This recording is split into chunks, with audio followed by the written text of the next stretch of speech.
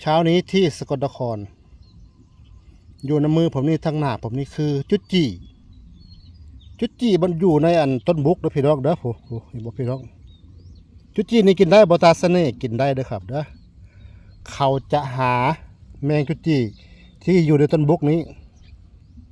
เอาไปแกงใส่หน่อไม้พี่น้องแซ่บได้พี่น้องจุดจี้นี่เอาไปคั่วเด้อพี่น้องเด้อคั่วกินกับแซ่บพี่น้องจุดจี้ที่เกิดอยู่ในต้นบุกนี่ถ้าต้นบุกมีหัวมีดอกมันจะมาอยู่แล้วจุดจี้พี่น้องมันจะมาผสมพันธุ์อยู่ในนี้จุดจี้อยู่นี่มันจะบ่อยู่ในขี้ควายพี่น้องมันจะสะอาดนะพี่น้องเด้อมาผสมพันธุ์แล้วมากินดอกบุกต้นบุกนี่มีประโยชน์อย่างตาเสน่ห์ต้นบุกนี่เพิ่นมีประโยชน์ได้ต้นบุกนี้ส่วนหัวของเพิ่นนะพี่น้องเด้อเอามาทำน้ำบุกดื่มจะช่วยลดความอ้วนเด้อหรือจะเอามาทำแป้ง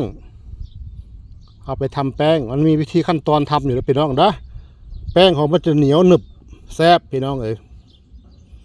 และก็ต้นอ่อนของเพิ่นนี้ต้นอ่อนแกงใส่หน่อไม้เป็นอาหารของคนกระแซ่บพี่น้องแต่ต้องกินสุกเด้อห้ามกินดิบเพราะสมุนไพรตัวนี้มีพิษถ้ากินดิบอาจเกิดอันตรายคันพี่น้องสรรพคุณทางยาส้นเมล็ดแก่จัดของเพิ่นแดงพี่น้องแดงพอมันสุกแล้วมันจะแดงเฮาเอามาเห็ดสมุนไพรบำรุงกำลังแล้วพี่น้องเด้อเอาเมล็ดแก่จัดพี่น้องเอามาตากแดดหรือเอามาต้มใส่น้ำตาลแล้วให้กินตอนเช้า1 แก้วเย็น1 แก้ววันละเป๊กหรือตอนเช้า1 เป๊กตอนเย็น1 เป๊กเด้อจะบำรุงกำลังได้อย่างดีเลยพี่น้องนี่คือประโยชน์ของต้นบุกเพิ่นสามารถช่วยไปบำรุงกำลังบำรุงร่างกายยังเป็นอาหารของคนต้มให้หมูกินหมูก็กินแซ่บพี่น้องหมูก็อ้วนได้พี่น้องนี่